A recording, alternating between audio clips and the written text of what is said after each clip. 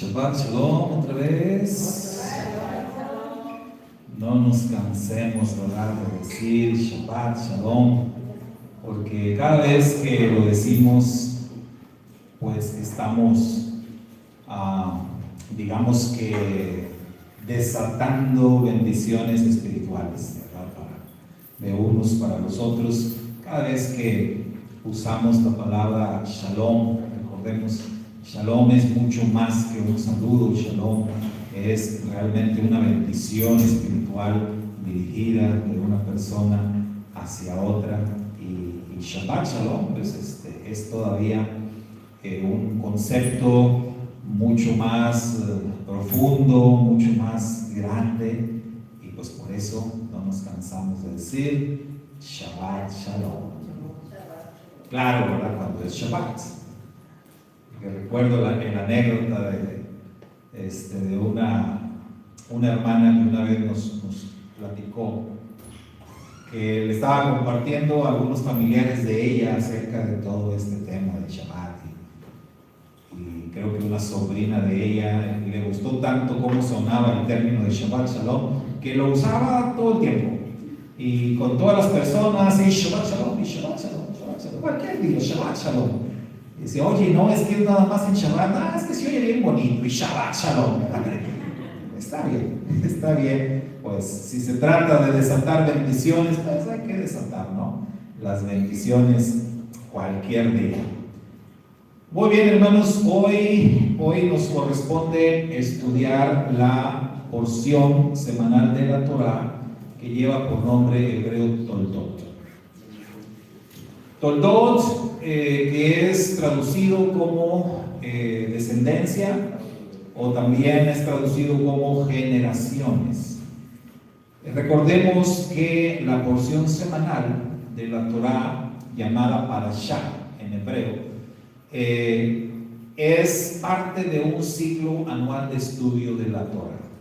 Nosotros acá en la congregación, y todas las congregaciones judías y todas las congregaciones mesiánicas del mundo entero, llevamos el orden de estudio, del ciclo anual de estudio de la Torah.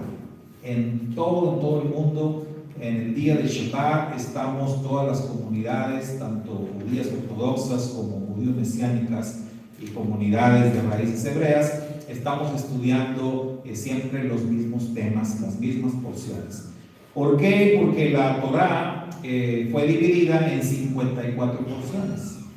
Y esas 54 porciones se estudian a lo largo de lo que es el año, a lo largo del año hebreo, ¿verdad? Entonces, esta semana nos corresponde estudiar la Parashá Toldot, la porción semanal de la Torah que se llama Toldot, y que es la número 6 en el ciclo anual de estudio de la Torah. Eso quiere decir que tenemos poco tiempo, que empezamos el ciclo anual de estudio desde el capítulo 1 de Génesis, y ahorita pues ya vamos avanzando en esto. Y cada porción, cada parashá, se le asigna un nombre. El nombre que se le asigna se toma ya sea de la primera palabra de la porción o de la primera frase, ¿verdad?, en hebreo. De ahí se toma el nombre, y por eso es que cada semana estudiamos una porción con un nombre hebreo, y a cada Shabbat de cada semana acostumbramos llamarle por el nombre de la porción correspondiente. De tal modo que para nosotros este Shabbat es el Shabbat Toldot, ¿sí?, el Shabbat de las generaciones, el Shabbat de las descendencias también puede ser. Y bueno, en esta porción que estudiamos esta semana hay temas, por supuesto, hay temas que se destacan, ¿verdad?, bastante. Estamos con la historia de los patriarcas. Básicamente, en estas porciones, en este libro de Génesis, en hebreo es Bereshit, estamos ahorita viendo pues la historia de nuestros patriarcas. Ya vimos cómo el Eterno llamó a Abraham, cómo Abraham, pues el Eterno hizo pacto con él, estableció su pacto con él. Ese pacto pues tiene que ver con la descendencia precisamente de Abraham, de tal modo que el Eterno le promete un hijo con Sara su mujer. Tuvieron a su hijo Isaac. Ya vimos cómo Abraham pues llega al fin de sus días, Sara también llega al fin de sus días. Isaac, Abraham mandó a su siervo Eliezer para conseguir una esposa para su hijo, y esa esposa fue nada más y nada menos que Rebeca. Sí, Rebeca, una mujer tremenda, ¿no?, en la historia de nuestro pueblo. Y ahora estamos precisamente en esta porción viendo la parte donde Isaac y Rebeca, pues ellos ya tienen a sus hijos. Rebeca, igual que Sara, tenía el problema de que no podía tener hijos. Tardó, ¿verdad? Tardó en tener sus hijos. ¿Cuántos años, hermanos, por cierto? 20 años. Es decir, Isaac se casó con Rebeca y tuvieron que pasar 20 años, porque recordemos que Isaac tenía 40 años cuando tomó a Rebeca por mujer, y entonces la Torá dice que Isaac empezó a rogar al Eterno porque le concediera un hijo, y la Torá dice que pasaron 20 años. O sea, Isaac tenía 60 cuando sus hijos nacieron, ¿verdad? Entonces, no les voy a hacer todas las preguntas, ¿verdad? Pero de repente, sí, los de ya están listos, ¿verdad?, con las respuestas de las preguntas, pero bueno, que el Padre les bendiga a todos los que las contestaron, y a los que no, pues que les reprenda. Hace que sonríe, que el Eterno le ama.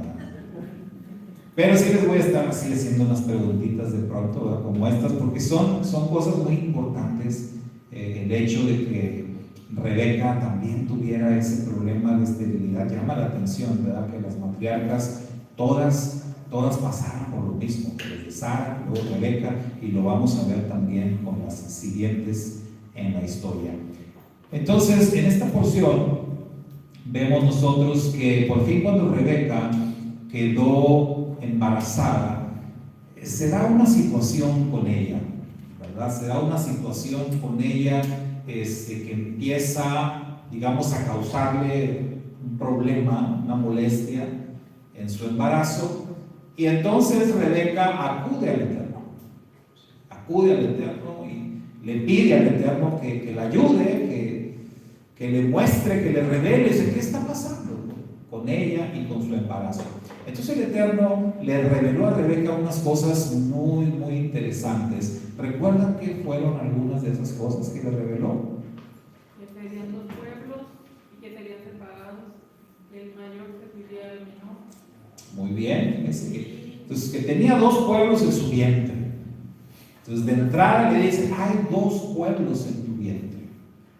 Entonces, ese problema que tienes, ese malestar, ¿no?, ese dolor que te está causando en tu vientre, es porque tienes dos naciones dentro de tu vientre. Y esas dos naciones están luchando desde el vientre. Fíjense qué cosa, están luchando ahí en el vientre. Y le dijo el Eterno algo que es muy, muy importante. Dijo: el mayor servirá al menor. ¿Sí? De estos dos hijos, de estas dos naciones que vas a tener, el mayor servirá al menor. ¿Qué otra cosa? ¿Qué más le dijo el Eterno?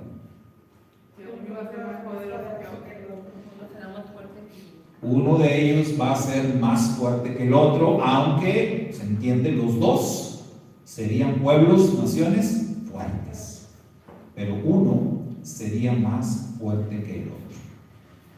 Muy bien, fíjense que respecto a esto hay un midrash que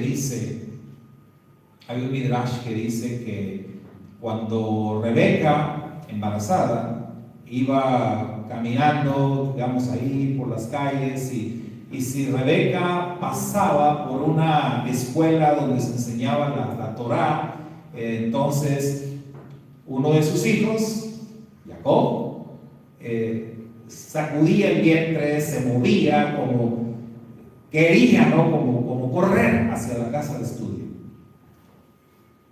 Y en cambio, si pasaba por otro lugar en donde hubiese alguna deidad pagana, o algún templo pagano, algún ídolo, entonces Esaú, el otro hijo, era el que sacudía el vientre, el que se movía, el que quería correr hacia allá. Y que entonces, dice Midrash, de ahí Rebeca pues se daba cuenta que algo no estaba bien, ¿verdad? Porque uno de sus hijos, digamos que se alborotaba con lo que era la yeshiva, yo creo, la escuela donde se enseñaba la Torah, y el otro se apasionaba más bien con los ídolos. Hay otro midrash que dice que desde antes de nacer, Jacob y Esaú tuvieron una confrontación y tuvieron un diálogo, ¿sí? Y que entonces, hablando ellos antes de nacer, Jacob le dijo a Esaú: hermano, mira, hay dos mundos que nos esperan allá afuera cuando ya lleguemos a nacer. Hay dos mundos que nos están esperando y tenemos que decidir, tenemos que repartirnos quién se va a quedar con un mundo y quién se va a quedar con el otro. Uno de los mundos que nos espera es el mundo físico, el mundo material, en donde hay pues todo tipo de cosas, ¿no? Materiales, donde hay placeres, donde hay muchísimas cosas para disfrutar, todo lo que a ti te gusta de Dios. Y hay otro mundo, que es el mundo venidero, que es un mundo más bien espiritual, en donde pues no hay casi nada de lo que a ti te gusta. Entonces te propongo algo, relata el Midrash, que Jacob le propuso a Esaú. ¿Qué tal que al nacer tú te quedas con el mundo físico y a mí me dejas el mundo espiritual, el mundo venidero? Y entonces Jacob dijo: va, está bien, pues a mí lo que me gusta es todo lo material, a ti lo que te gusta es lo espiritual, pues va, nos repartimos. Sin embargo, cuando pues ya nacieron, se dieron cuenta que para acceder al mundo espiritual pues tienes que pasar, ¿no?, por el mundo físico. Se dieron cuenta que ambos mundos están conectados, que tanto el mundo físico como el mundo espiritual, que son reales, están conectados entre sí, y que no puedes acceder al mundo espiritual sin pasar por lo que es el mundo material o el mundo físico. Y entonces pues ya hubo un problema, es decir, el acuerdo ya no funcionó. Eso relata el Midrash. Obviamente esto es una historia ficticia, pero que nos ayuda a entender y que nos ayuda sobre todo a plantear nuestro tema de hoy acerca de quién eres tú en realidad. ¿Quién eres tú? ¿Quién soy yo en realidad? Porque déjenme les digo, hermanos, que Jacob y Esaú, estos dos hermanos, nos enseñan muchísimas cosas, pero muchas cosas que podemos aprender de estos dos hermanos. Vemos hasta aquí en la línea de los patriarcas que Abraham engendró a Isaac, aunque ya vimos que hubo otro hijo, que fue Ismael. Sin embargo, Isaac, el Eterno aclaró, este era el hijo de la promesa. Y ahora vemos a Isaac, que tiene estos dos hijos. Y acá lo interesante es que estos dos son mellizos, Así se dice, ¿verdad? Son mellizos. No son gemelos idénticos, porque vemos en la Torah que, pues no, o sea, físicamente eran distintos. Esaú era muy velludo, rojizo, dice la escritura. Entonces, físicamente no eran iguales. Entonces eran mellizos, sin embargo. Entonces, el hecho de que estos dos hermanos hayan nacido así, hayan sido gestados así, juntos, nos habla de algo que es muy importante. Y el hecho de que se haya presentado una lucha entre ellos, desde el vientre mismo de su madre, también nos revela cosas muy importantes. Jacob y Esaú, para muchos sabios estudiosos de la Torá, son como los representantes del bien y del mal.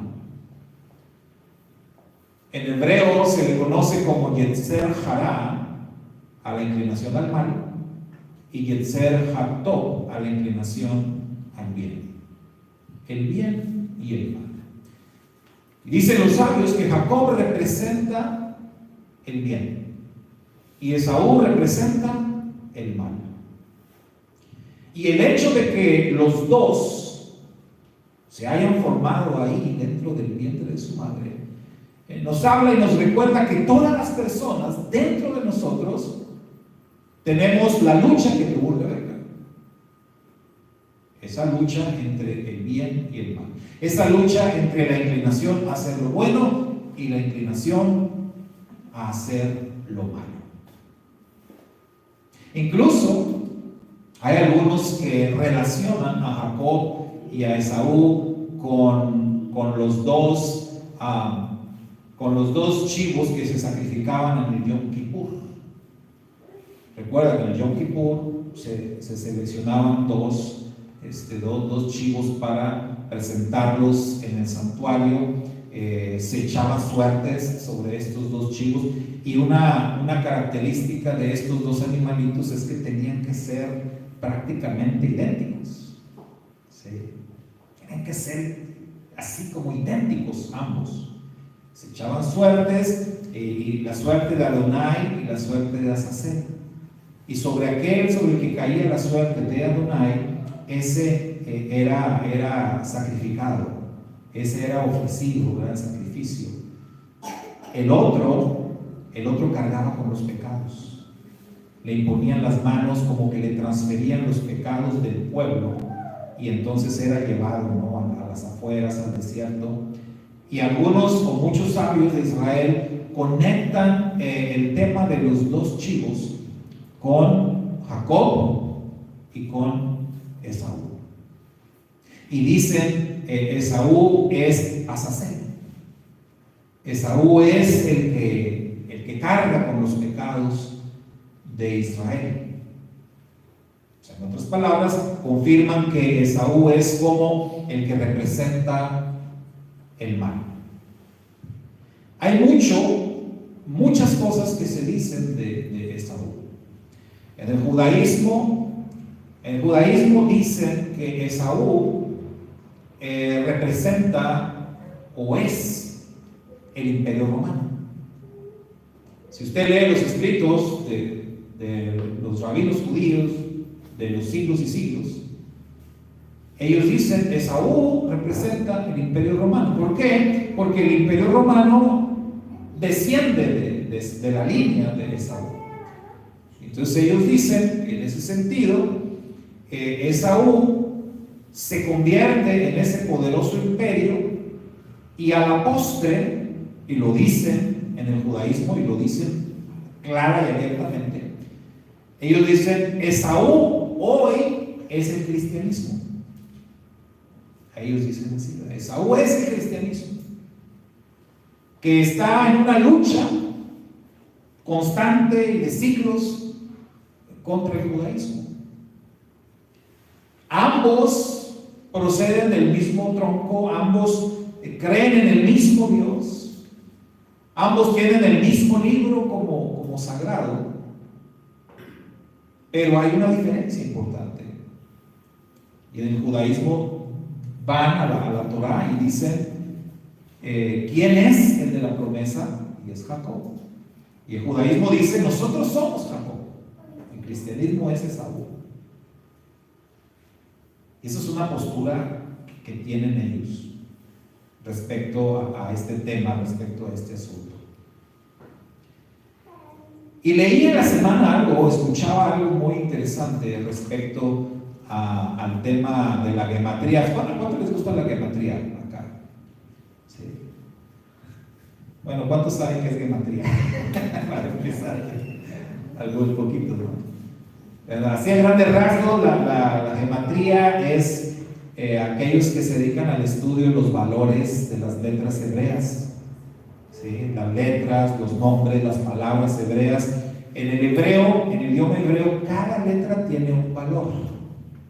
Los que llevaron el curso de hebreo básico se deben de acordar, porque es lo primero que vimos. Cuando aprendimos el Aleph Bet, vimos que cada letra tiene un valor numérico. Entonces, visto así, cada palabra hebrea, tomas el valor de cada letra y lo sumas, y entonces la palabra tiene un valor numérico. ¿Sí? Y a eso se dedica la gematría. Y luego la gematría hace conexiones entre términos, entre un término y otro. Y olvídese, es una cosa ahí súper abundante, ¿no? Unas conexiones y unas enseñanzas tremendas que uno descubre cuando se mete un poquito a este tema. Bueno, el nombre de Esaú, el nombre de Esab, que es lo correcto, Esab tiene un valor numérico de 376, ¿verdad? Se compone de 3 letras hebreas y su valor numérico total, sumando el valor de cada letra, es 376. El nombre del Mashiach, el nombre Yeshua, tiene un valor numérico de 386. 386. Entonces, escuchaba la enseñanza de un rabino esta semana que decía, para que Esaú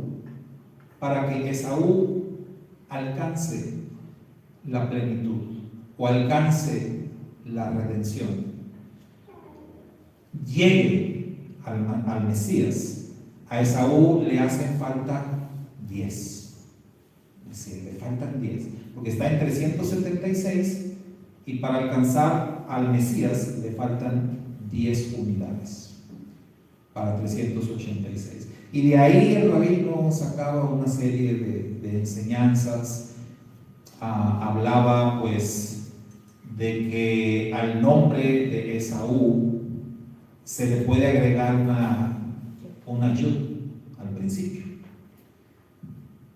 De hecho, hay quienes lo escriben con yud y otros lo escriben sin yud. Entonces, si le ponen la yud al principio, el valor numérico cambia de 376 a 386, porque la yud tiene el valor numérico de 10. Entonces, con yud está excelente. Sin yud, diríamos, no pasa. ¿Sí? Entonces, la diferencia lo hace la letra yud. Otros dicen, pues como le faltan 10, le faltan los 10 mandamientos, le falta el pacto. Y el judaísmo dice, en el cristianismo, que son los descendientes de Esaú, tienen ese valor numérico, pero como ellos rechazan la Torah, se quedan fuera y no tienen esperanza de entrar en el reino venidero porque les falta la Torah, dicen ellos. Y el cristianismo, ¿qué creen que dicen?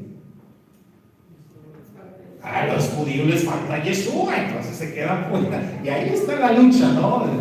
De siempre, la lucha por quedarse con la primogenitura, porque todo tiene que ver con el tema de la primogenitura. Todos quieren la herencia. Todos quieren la herencia.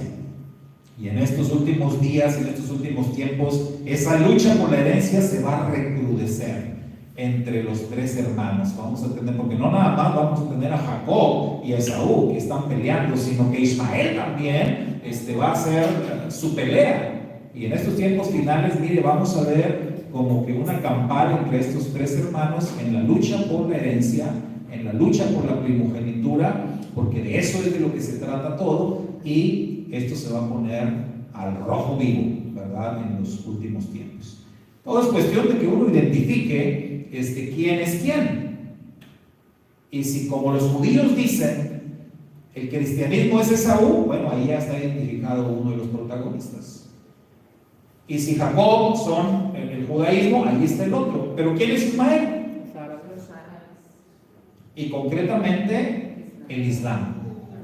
Concretamente el Islam. Si esto es así, mire, pues ya el escenario está, pero bien delineadito, ¿no? De lo que va a pasar. Y algo muy interesante es que hoy en día se hable de una propuesta, bueno, ya no es una propuesta, ya es prácticamente una realidad. Ya hasta hay un edificio por ahí, ¿no?, en donde estas tres religiones convergen. Ya hay líderes importantes de las tres religiones que se han logrado llegar a algún acuerdo y que pues ya tienen incluso un edificio por ahí, ¿verdad? Entonces eso es algo que no debemos de perder de vista, pero no va a funcionar. Bueno, entonces tenemos acá el evento en la vida de Jacob y de Esaú, cuando ellos digamos que se confrontan. La primera vez, nos dice la porción, que ellos se habla como de una confrontación, es cuando dice la Torá que Esaú regresa de la cacería, fatigado, ¿verdad?, cansado, y Jacob está cocinando, está haciendo ahí ¿qué estaba haciendo? Como un estofado, ¿no? Hay unas lentejas, un guisadito ahí. Y entonces Esaú, pues con hambre, ¿verdad?, le dice: invítame, dame de ese guiso que tienes ahí. Y Jacob le dice: pues, sí te doy, pero a cambio quiero la primogenitura. Y nada más. Pero lo increíble es que Esaú le dijera: quédate con ella. Quédate con ella, ¿yo para qué la quiero? Leí también esta semana un tratado larguísimo, muy grande. Nunca había leído esa parte, la postura judía respecto a este tema de cristianismo y judaísmo. Y ahí los rabinos escriben sobre este encuentro y ellos dicen de qué manera Esaú menospreció la primogenitura, porque Esaú dijo: ¿para qué quiero la primogenitura si de todos modos me voy a morir? Y es que los rabinos enseñan que esto no está en la Torá, ¿verdad? Esto es una enseñanza rabínica, es un midrash que dice que ese día del guisadito de lentejas se debía a que Abraham había muerto. Y entonces explican los rabinos que el platillo, que las lentejas se comen cuando alguien muere. Eso yo no lo sabía, ¿verdad? Entonces, pero que en el pueblo judío es como que una costumbre. Murió la persona, entonces hay que hacer lentejas, hay que comer lentejas. No recuerdo exactamente la razón, ¿verdad?, por qué. Tiene que ver con la forma de las lentejas, pero es un platillo tradicional del funeral. Y que entonces Esaú por eso dijo: pues ¿para qué quiero la primogenitura si de todos modos me voy a morir? Haciendo una alusión al abuelo, a Abraham, mi abuelo, con todo mi pacto, promesas y todo, y se murió como que. Entonces eso de la primogenitura y del pacto, no creo en eso. Esa es la postura judía que Esaú rechazó entonces el pacto y que rechazó primogenitura, rechazó todo y dijo: prefiero las lentejas, prefiero lo material, prefiero la comida, prefiero lo físico, no quiero lo espiritual. Y ahí entonces él rechazó y ahí dice perdió sus derechos. Ahora, cuando vamos nosotros al texto donde nos habla de que Isaac, siendo ya muy anciano, habiendo perdido prácticamente su capacidad de ver, dice la Torá, Isaac manda a llamar a su hijo, a Esaú, y le dice: hijo mío, no sé en qué momento vaya yo a morir, pero creo que ya me queda poco tiempo, entonces quiero que vayas de cacería, quiero que me prepares un guisado como a mí me gusta, y después de que me traigas este alimento, quiero darte tu bendición. Quiero entregarte la bendición de vida a tu primogenitura. Y entonces Esaú dice: pues bueno, sale y hacer lo que le pidió Isaac. Pero dice la Torá, ¿quién estaba escuchando? Rebeca. Entonces Rebeca va por Jacob, porque dice la Torá que Isaac amaba a Esaú y Rebeca amaba a Jacob. Pues cada quien tenía su gallo, ¿verdad? Cada quien tenía su predilecto. Y entonces Rebeca va por Jacob y le dice: hijo, tenemos que hacer algo muy rápido. Tú vas a hacer todo lo que yo te diga. Entonces acá el asunto fue Rebeca. La idea y todo fue Rebeca. El cerebro detrás de este acontecimiento fue Rebeca. Entonces vistió a Jacob con las ropas de Esaú. Ella se encargó de preparar el guisado que le gustaba mucho a su marido. Ella lo conocía bien. Y con la piel de unos cabritos le puso ahí en los brazos, a manera de que pareciera Esaú, pareciera que estaba velludo como su hermano. Preparó todo muy bien. Tan bien que nos dice la Torá, cuando Jacob entra a donde está su padre Isaac, Isaac realmente se confundió. Y el tema, hermanos, es un misterio. Si usted quiere verlo así, es como un misterio. Podemos pensar muchas cosas.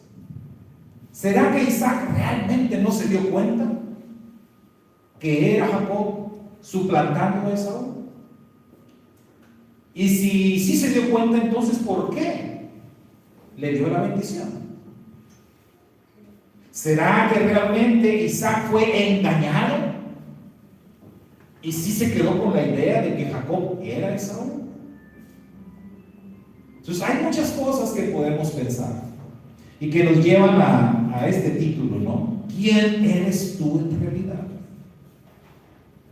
¿Quién soy yo? Porque recuerden, Esaú y Jacob nos representan a cualquiera de nosotros. Nos representan. Es decir, en algún momento de tu vida, en algún momento de mi vida, puede ser que yo me identifique plenamente con Jacob. Pero quizás en otro momento de mi vida, en otra etapa de mi vida, me identifique más con Esaú. Recuerde lo que dijimos al principio. Esaú tiene predilección por este mundo. Esaú le gusta este mundo. Si por él fuera, me quedo con el mundo físico, con el mundo material. Y el mundo espiritual no me interesa. Pero Jacob es más del mundo espiritual. Pero Jacob entiende que el mundo físico es necesario. Como dijo alguien por ahí, es un mal necesario. Y entonces, ¿quién somos en realidad? ¿Somos Jacob o somos Esaú? Porque acá el que está entrando delante de su padre es Jacob. Es Jacob, pero fíjese usted ahí en el texto de la Torá, entonces él entra y dice, Padre. Y desde que él dice, Padre, Isaac reacciona y dice, ¿quién eres, hijo? Primera vez, ¿verdad? ¿Quién eres, hijo?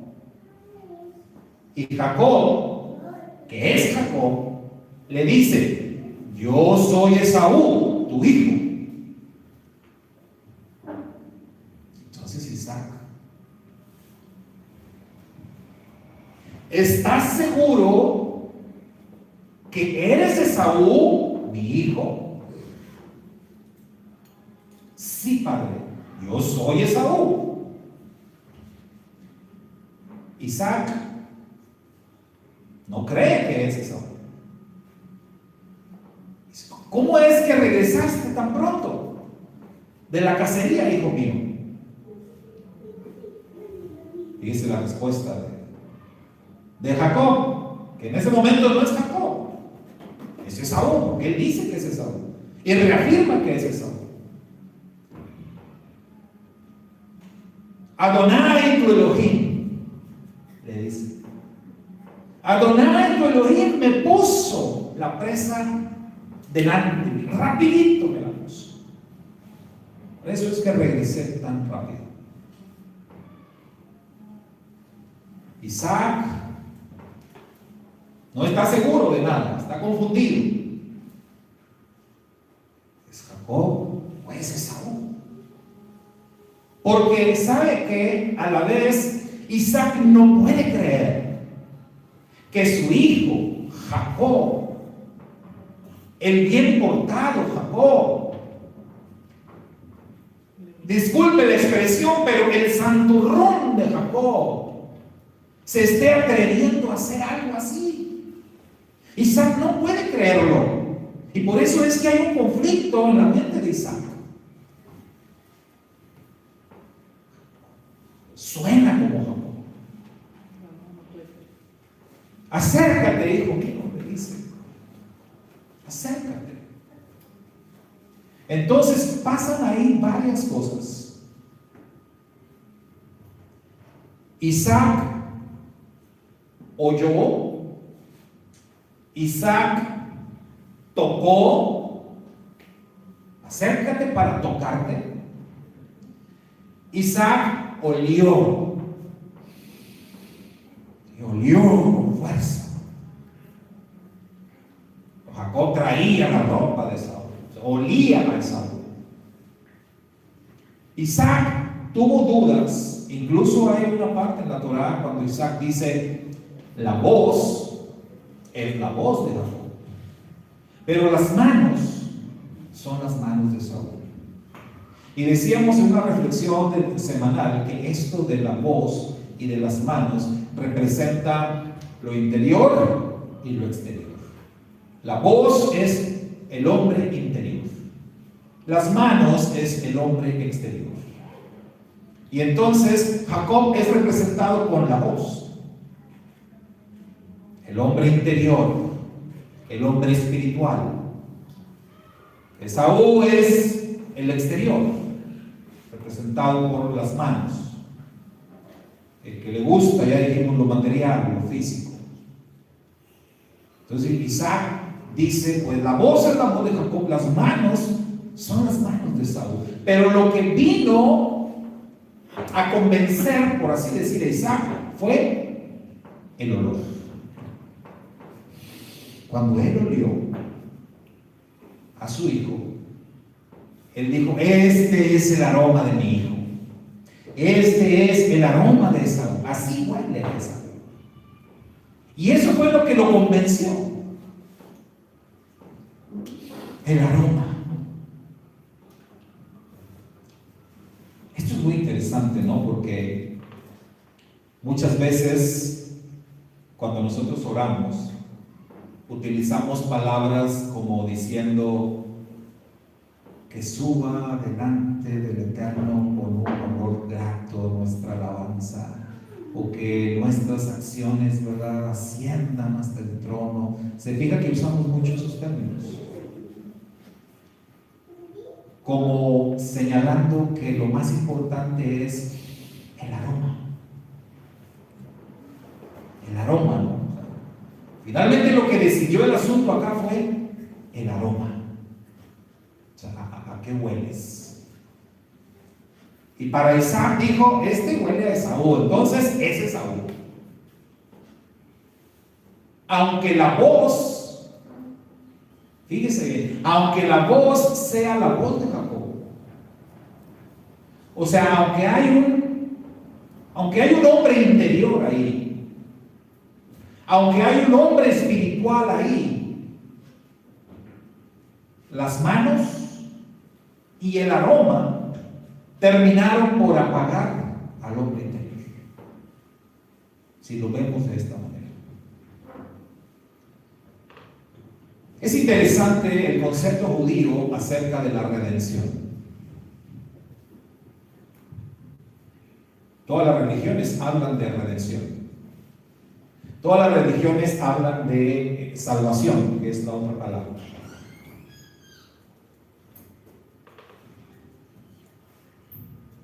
¿Cuántos saben acá el concepto judío de salvación? O sea, ¿cómo es que los judíos creen que van a alcanzar la salvación? ¿Cuál es la creencia de ellos? ¿Cómo se alcanza la salvación según el judaísmo? ¿No? Bueno, ¿cómo se alcanza la salvación según el cristianismo? Por medio de Cristo. Creer en Cristo. Entonces la salvación, según el cristianismo, viene por alguien externo. O sea, según el cristianismo, tú, yo, o sea, nadie tiene la capacidad de salvarse a sí mismo. Necesitas de una entidad externa que venga y te salve. Esa es la postura del cristianismo. La postura del judaísmo es que el Eterno ha provisto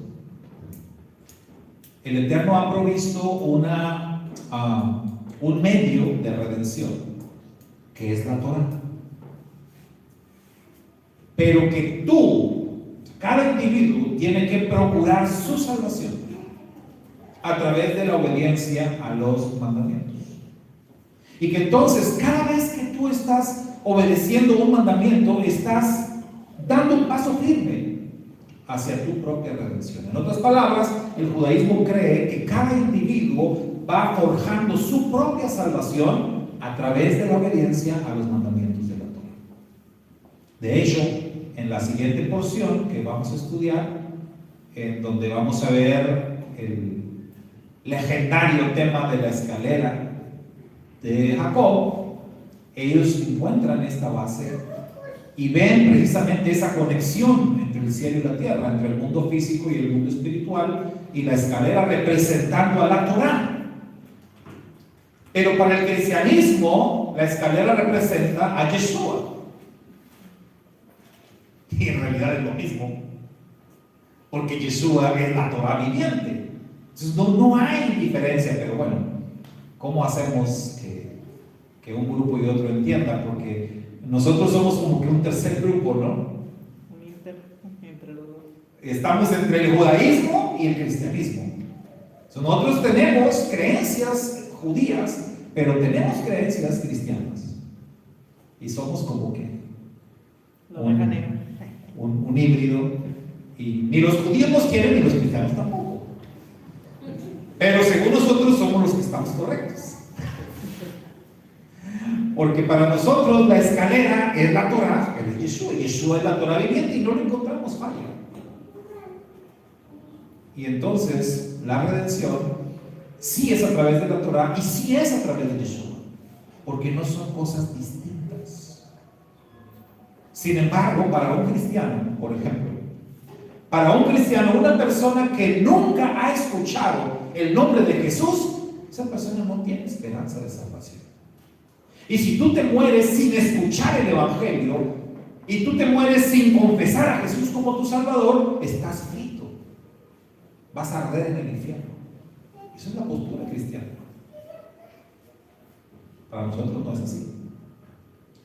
Para nosotros no es así porque las Escrituras dicen a través del Rab Shaul, aprendemos en la carta a los romanos que el Eterno nos ha puesto a todos su Torah en nuestra mente.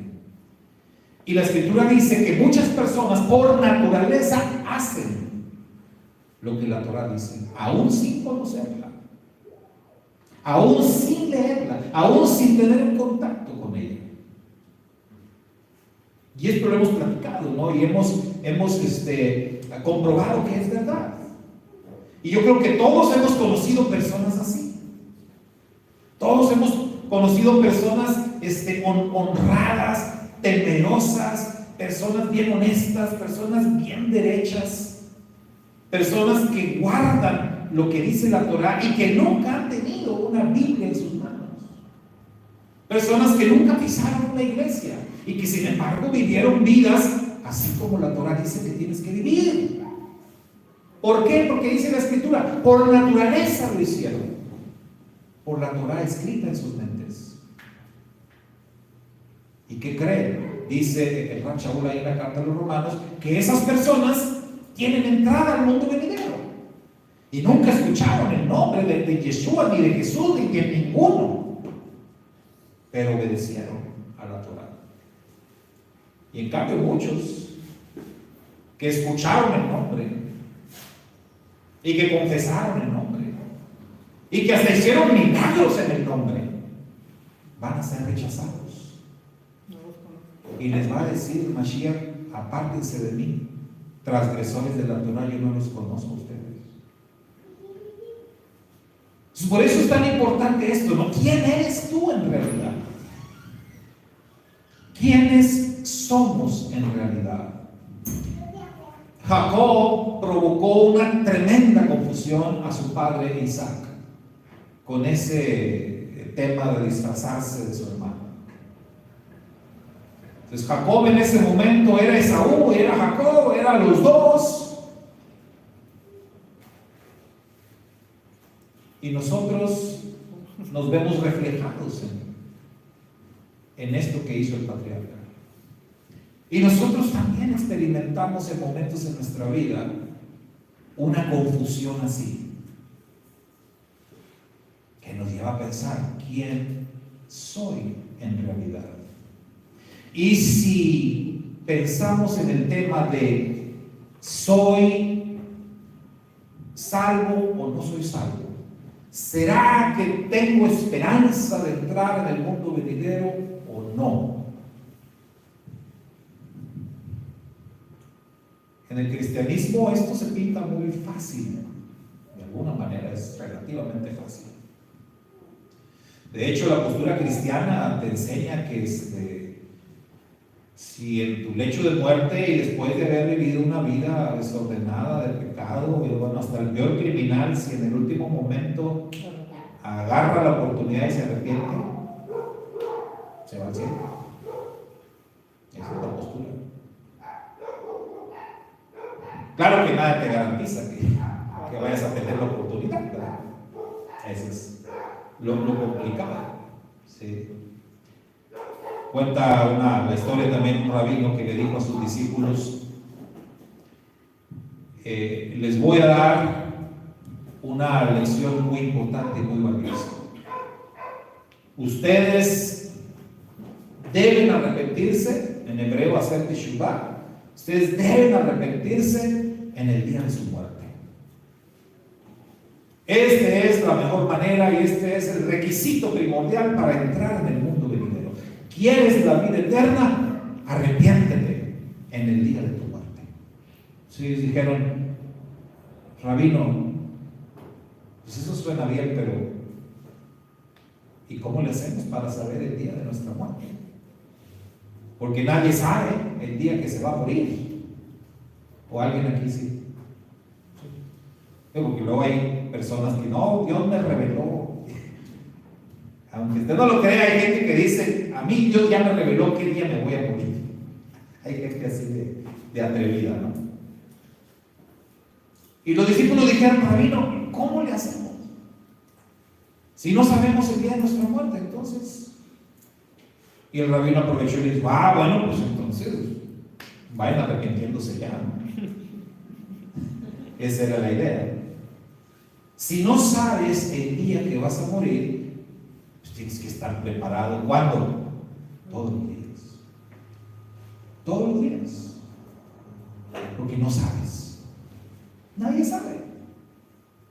Decíamos hace poco, ¿no?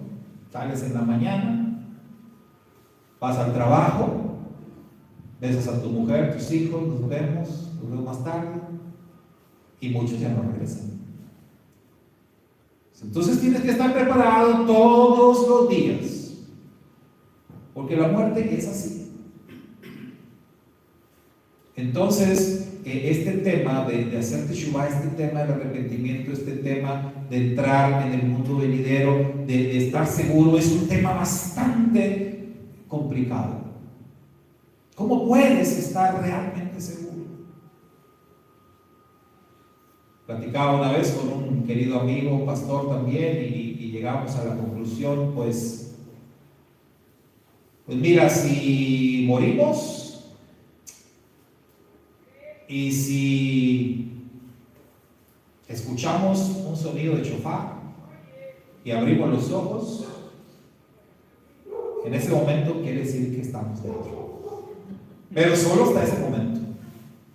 Que el Mashiach esté viniendo y esté sonando la gran trompeta y los ángeles estén yendo a las cuatro esquinas del mundo a recoger a los escogidos y los muertos en el Mashiach estemos resucitando, en ese momento vamos a saber si entré. Pero hasta ese momento. Por ahora lo que tenemos es una promesa, por ahora lo que tenemos es una esperanza en la cual debemos de permanecer, en la cual nos tenemos que esforzar, la cual tenemos que cuidar, porque dice la Escritura, cuidaos de vuestra salvación, con temor y con temblor, porque no tienes nada seguro. Esto se trata de llegar a la meta. Muchos agarran las palabras del Rab Shaul y se las apropian y dicen, por lo cual me ha sido dada la corona de la vida, he acabado la carrera, he guardado la fe, y ¡ay, qué bonito! Pero el Rab Shaul se moría ese día. Esa es la diferencia. Y eso era seguro. Ese era el día de su muerte. Ya había una orden de ejecución en su contra y él escribió esas líneas ese día antes de ser ejecutado. Entonces esa es la diferencia. Pero ¿cómo puedo yo adueñarme de esas palabras si no estoy en las circunstancias que él estaba? Si en mi historia de vida todavía queda tiempo, oiga, como dicen, en un día pueden pasar muchas cosas, y en un año más, ¿no? Y en 5 o 7 años pueden pasar muchas más.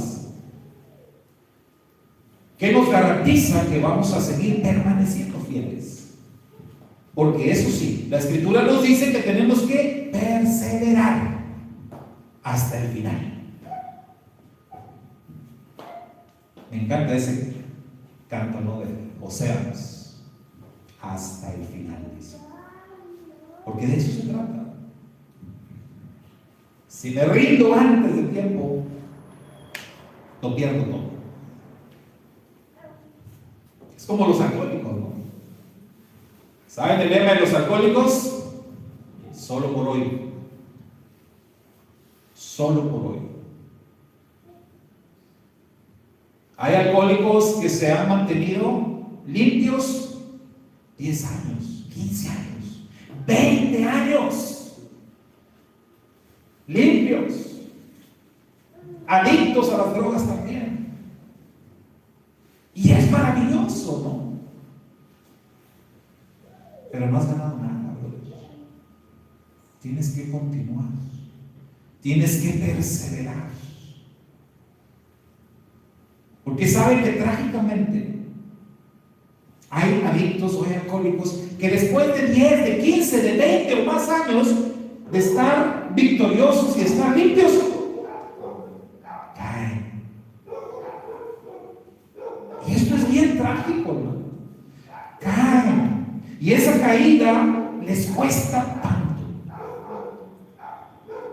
Todo lo que lograste, todo lo que conseguiste se derrumba en la salvación. Tenemos que cuidarla hasta el final. Siempre está el riesgo de caer. Y Esaú y Jacob nos enseñan en qué es en lo que tenemos que perseverar. Tenemos que perseverar en lo espiritual. Tenemos que perseverar en las cosas, dice la Escritura, en las cosas de arriba, no en las de la tierra. Si nuestra mirada está puesta en las cosas del mundo, si nuestra mirada está puesta en las cosas de la tierra, si amamos más lo terrenal, ¿quién somos entonces en realidad? Esaú. Pero si realmente amamos lo espiritual, entonces somos Jacob. Y esta es la lucha constante que tenemos todo el tiempo. ¿Quién va a vencer? ¿Quién va a ganar esta batalla? Porque esta batalla la estamos peleando a diario. Usted la pelea, yo la peleo. Todos luchamos con esto. Todos tenemos dentro de nosotros la inclinación al mal y la inclinación al bien. Todos, no hay nadie que no batalle con esto. ¿Quién va a vencer? ¿Y cuál es la garantía de que vamos a salir victoriosos? Esta es una lucha del día a día. Una hermana contaba la historia de un hombre que tenía 2 perros y que enfrentaba a los 2 perros en una pelea de apuestas, y el hombre pues siempre ganaba la apuesta. Y un día un amigo le preguntó: oye, ¿y cómo le haces para siempre ganar la apuesta? O sea, ¿cómo sabes cuál perro va a ganar? Porque siempre le apuestas al ganador. O sea, muy fácil, dice. Pues yo soy el que alimento a los perros. Entonces, ¿cuál gana? Pues al que le doy de comer. El que quiero que pierda, lo dejo sin comer. Está débil, pierde. Hay una enseñanza grande ahí. ¿Quién quieres que gane la batalla? ¿Esaú o Jacob? ¿Quién quieres que gane la lucha en ti? ¿La inclinación al bien o la inclinación al mal? Si quieres que gane la inclinación al bien, tienes que alimentar la inclinación al bien. Si quieres que gane la inclinación al mal, pues fácil, alimenta la inclinación al mal. Si nos alimentamos más del mundo físico, si nos alimentamos más del mundo material, si nos saturamos más de todo lo que es de este mundo, pues ¿quién creen que va a ganar? Si para nosotros la relación con el Eterno se limita a venir aquí el día de Shabbat, venir aquí el sábado, cantar unas alabanzas, escuchar los mandamientos, escuchar el pastor ahí hablando, y ya termina el sábado y salgo del sábado y me voy al mundo a vivir la vida y disfrutar de los placeres, si para mí eso es ser un creyente, entonces estoy viviendo un engaño. Me estoy engañando. Estoy perdiendo el tiempo. Estoy actuando como un necio. Eso no es lo que el Eterno espera. Por eso la Escritura hace desafíos, y por eso la Escritura dice: decídete. ¿A quién quieres servir? ¿Dónde quieres estar? El profeta Elías por eso lanzó aquel desafío al pueblo de Israel, diciéndoles: vamos a tomar ya una decisión. Los que crean que Baal es el Dios verdadero, pues váyanse al demonio, váyanse con Baal y sírvanle a Baal. Pero los que crean que el Eterno es el Dios verdadero, pues vivan para el Eterno, pero tomen una decisión. El profeta decía: ¿hasta cuándo vas a estar luchando entre 2 pensamientos? ¿Hasta cuándo vas a tomar una decisión firme de seguir al Eterno y obedecerle? O irte al mundo y disfrutar de los placeres que el mundo te ofrece. O vas a ser Esaú o vas a ser Jacob, pero no puedes ser ambos. No puedes ser ambos. No funciona. Aunque Jacob ahí se disfrazó, y aunque en ese momento él era a 2 personas, la verdad es que él era Jacob y punto. Suplantó a su hermano, pero nada más. La Torá, las Escrituras nos desafían a dejar de suplantar y a tomar una decisión firme. Porque sabe, hermano, el gran peligro de no definirse, el gran peligro de no tomar una decisión firme, es que cuando tú estás entre los dos mundos, viviendo entre los dos mundos, tú no estás ni en uno ni estás en otro. No puedes disfrutar ni a plenitud uno ni en plenitud el otro. ¿Y qué pasa? Como dice por ahí un dicho, te quedas como el perro de las 2 tortas. Así. En cambio, si tomas una decisión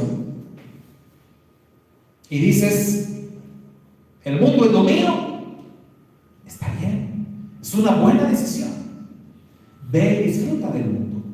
Y lo vas a disfrutar a plenitud, como los malvados lo hacen. Y vas a disfrutar tu vida, aunque solamente va a ser esta vida. Cuando se acabe, pues se acabó, no hay más. Va a ser todo. Pero al menos lo habrás vivido a plenitud, a placer. Te vas a regodear y disfrutar del pecado como debe de ser, ¿no? Porque ¿para qué estar ahí, portándome mal y cometiendo pecados y cuidándome de que no me vayan a ver los hermanos? No se vaya a enterar el pastor, no vaya. ¿Para qué? Mejor disfrutar. Y sabes que además, si tomas la decisión de irte al mundo, hay esperanza. Hay esperanza de que regreses, como el pródigo, ¿verdad? ¿Qué pasó con el pródigo? Así dice la Escritura. Pero el pródigo se fue y disfrutó y se dio vuelo y malgastó todo, pero regresó. Si el pródigo, en lugar de irse, se hubiera quedado ahí, viviendo una doble vida, fingiendo que era y que no, y entrando y saliendo, así se hubiera muerto, ¿no? Y no hubiera habido esperanza. Entonces, el irte te da una esperanza. El quedarte y el fingir y el vivir entre los dos mundos no te proporciona ninguna esperanza. Nada. Porque se cae en la categoría de ser tibio. Y sabemos qué pasa con los tibios, ¿no? ¿Qué dice la Escritura? Entonces, mejor tomar una decisión. O soy Jacob o soy Esaú, pero no puedo ser los dos. Esta es la lección que nos deja la Torá el día de hoy. Y este es el desafío también que nos deja la Escritura. En estos tiempos complicados que vivimos, en estos tiempos difíciles, son tiempos de tomar decisiones firmes. ¿Quién voy a ser? ¿Quién soy?